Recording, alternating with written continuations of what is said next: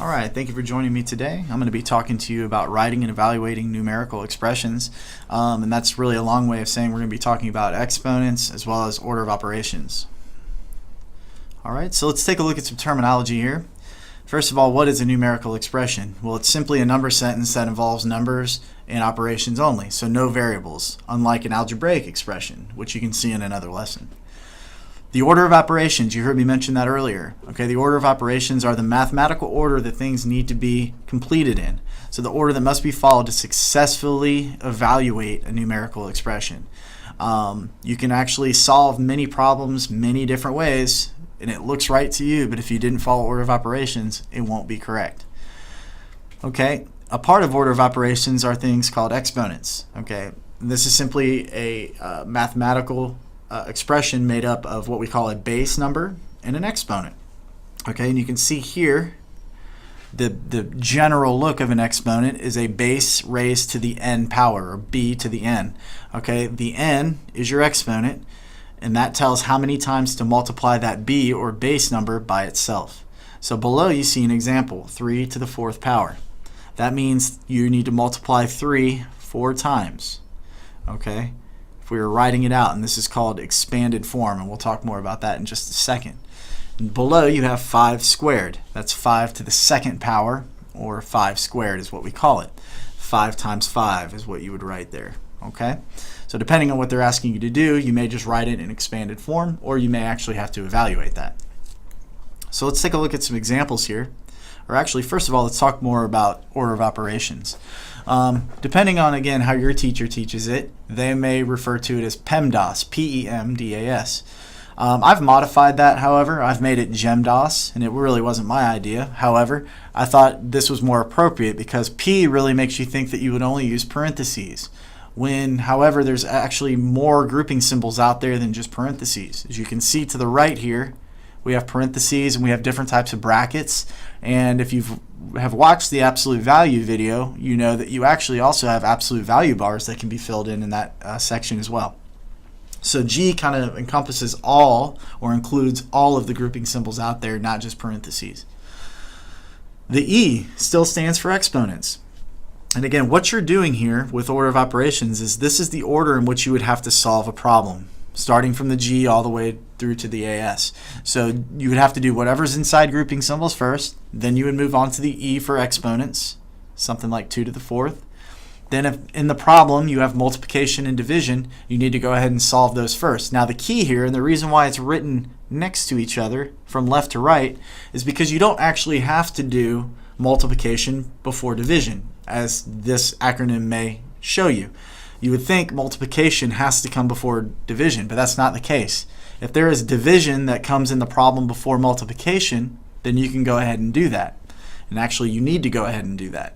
Same with addition and subtraction. If all that's left in the problem is addition and subtraction, you don't have to actually do them addition and subtraction. You need to just do them in the order that they come. So it is okay to do the subtraction before the addition. So the reason why I write these left to right like that is for you to remember, just work the problem left to right if that's all that's left. Alright, so let's take a little closer look at exponents. I mentioned before exponential form, okay, and expanded form. First of all, exponential form is writing it as an exponent.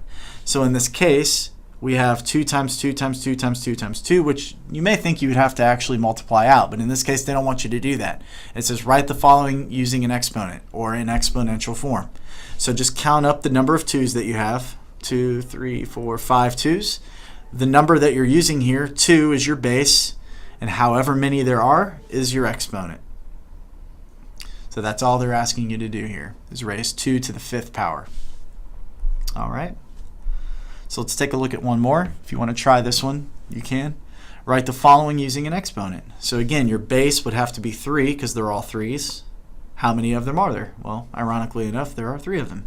So your answer here would be 3 to the 3rd power. Alright, they may ask you to go to the other direction. Typically in math that happens. We'll have you do one thing and then we'll have you undo it. Okay? So in this case, write the exponent in expanded form. Okay? What expanded form means is to write it out with all of the multiplication signs as you just saw a moment ago. So 2 to the 5th, that means to write 2 5 times. Just like that.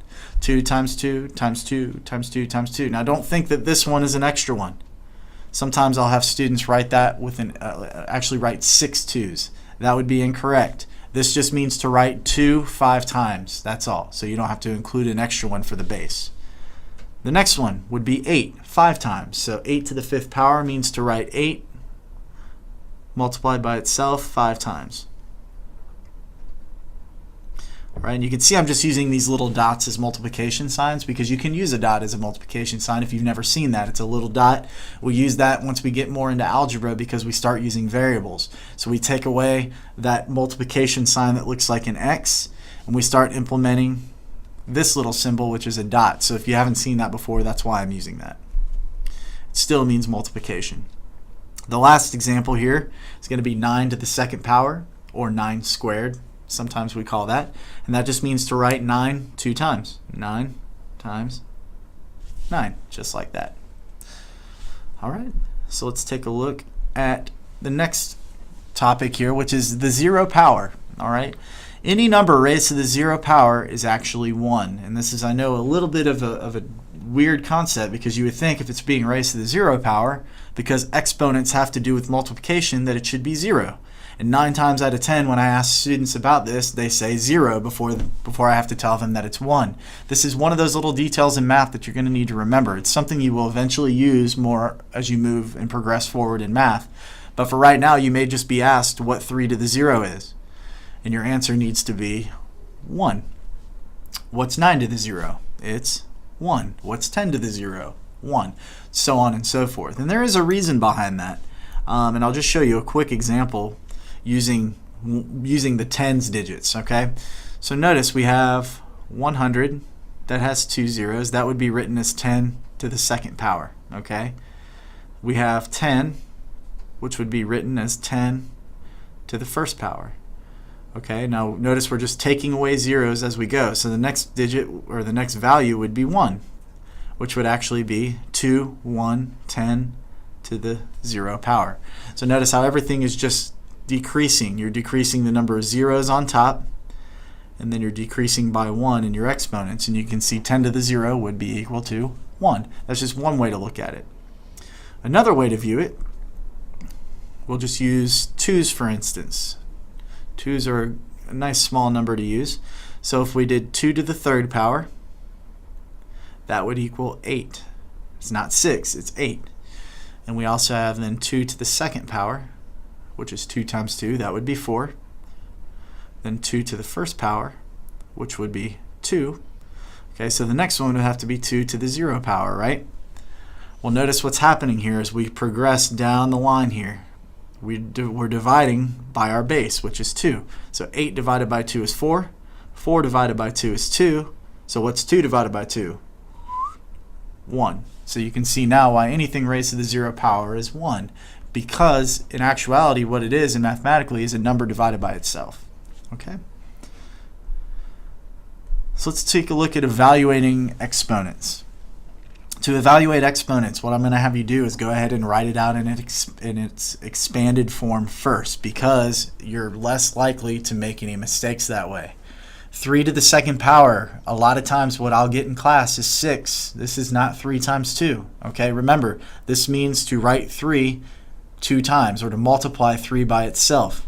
This is actually 3 times 3. Okay, if you write it out in an expanded form, which I know takes a little bit longer to do, not a whole lot, but a little, you're less likely to make small little mistakes with your exponents. This actually becomes 9. Okay, the same instance tends to happen with 2 to the 3rd. A lot of times when students are given 2 to the 3rd, they say that it's 6 because we see 2 and 3, multiplication, we think multiply them together, we get 6. But in actuality, again, that means to write 2 3 times and multiply them together. So 2 times 2 is 4. 4 times 2 is 8. Okay, and that's just a little grouping multiplication you can do there to maybe help you out. You can see those first 2's would give you 4, and then that 4 times 2 would finally give you 8. So let me clear that away, give myself a little room here for the last one, because we have 5 to the 4th. And again, this isn't 20. This does not mean 5 times 4. That means to write 5 4 times and multiply it. Okay? In this case, I would use that grouping that I just showed you. I would group the two 5s together, the two sets of 5s, because we know 5 times 5 is 25. So that actually means we have 25 times 25, which means we're going to have to do a little scratch work unless you just know what 25 times 25 is. Some of you may, especially if you've worked with square roots, things of that nature. So we're going to multiply 5 times 5, which gives us 25, carry the 2, that's 10, 11, 12. Hold the place with a 0. 2 times 5 is 10, carry your 1. 2 times 2 is 4, plus 1 is 5. When we add there, we get 5, 2, and you can see that you get 625, not 20. Quite a big difference, okay? So it's important to write it out so that you don't make any mistakes. Now, if you find that you're continuously getting them correct and you feel a little bit more comfortable, then maybe you can start taking a few shortcuts. But until then, write it out and be safe. All right, lastly, we're going to start evaluating some expressions using the order of operations, okay? So what I'm going to do in the top right-hand corner is I'm going to write out our order of operations so that we can go by those, all right? You can use that as a reference. That's why we give you the acronym GEMDAS or PEMDAS, so that in your head you can go, okay, what's the first one? It's grouping symbols. Are there any grouping symbols in this example? Yes. Okay, we need to make sure to do that first. So what you will do, anything that you don't use, I want you to drop it straight down. So we have not used 11. We're going to drop that straight down and continue the problem.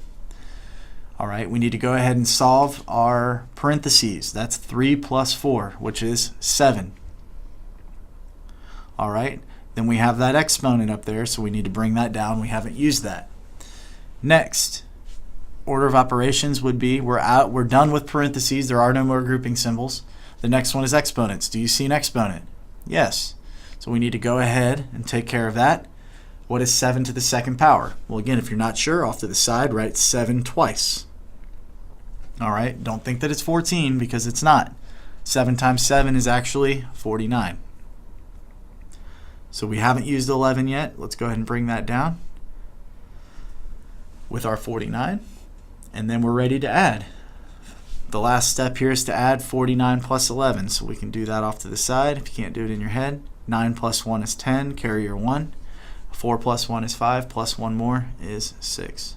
So you can see this problem simplifies all the way down nicely to give you an answer of 60. And my students call it the expression tornado because you can see it's almost like a funnel that works its way down to the solution. If you keep track of your steps like that, if you ever make a mistake, it's easy to go back and see where that mistake may have occurred so you can start to make corrections to that, because that's what learning math is all about, is figuring out where your mistakes are and correcting them. All right, so let's take a look then at the next one here. We have 2 more. All right, let's look at another example here of using GEMDAS. I'm going to write them up here at the top one more time. Again, we're just using this as a guideline of how to move through the problem. So the first thing we'll look at is, do we have any grouping symbols? No. So we know we can eliminate that. The next thing we'll look at is if we have any exponents, and we do. We have 5 to the second power, which again means 5 times 5, not 5 times 2. So the answer is not 10 here, it's 25. Okay, and so then we'll go ahead and bring everything else down that we haven't used, because we want to do these in steps. Again, the reason why is because if we make any mistakes, we want to be able to figure out where that mistake was and then correct it. So at this point, do we have any more exponents? No. Do we have any multiplication? No. Do we have any division? Yes. Okay, so you cannot go ahead and add 25 plus 12. You have to do that division before you go and do that addition and subtraction. So let's go ahead and take care of that. 12 divided by 4.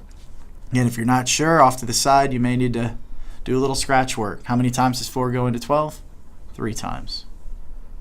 All right, so drop down everything in the problem that you haven't used. 12 divided by 4 is going to give you 3. And then the minus 9.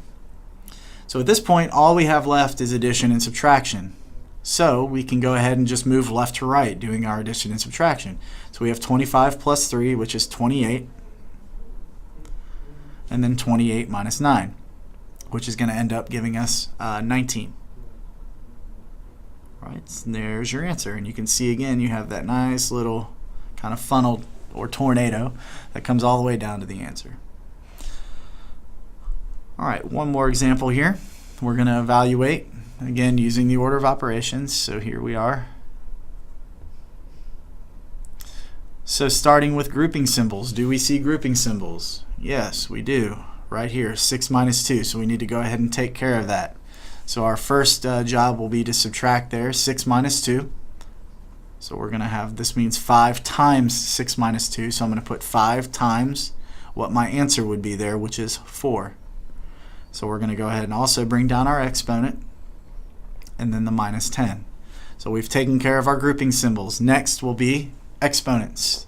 Of course, we see that 4 to the second power, or that 2 is an exponent. So we can go ahead and solve that out. That means 4 times 4, not 4 times 2. So that means you end up with 16. So that's going to be 5 times 16 minus 10. So we've gotten rid of all of our exponents. Do we see multiplication? Yes, right here, 5 times 16 right at the beginning. So if you're not sure what that is, off to the side, go ahead and work some scratch math. 5 times 6 is 30. 5 times 1 is 5, plus 3 is 8. So you actually end up with 80. Go ahead and bring down, go ahead and bring down your 10 that you haven't used and finish off the problem, because all you have left is subtraction. So 80 minus 10 is going to give you 70. All right, so there's your evaluating, and this has been a quick tutorial on evaluating expressions. Thank you for joining me.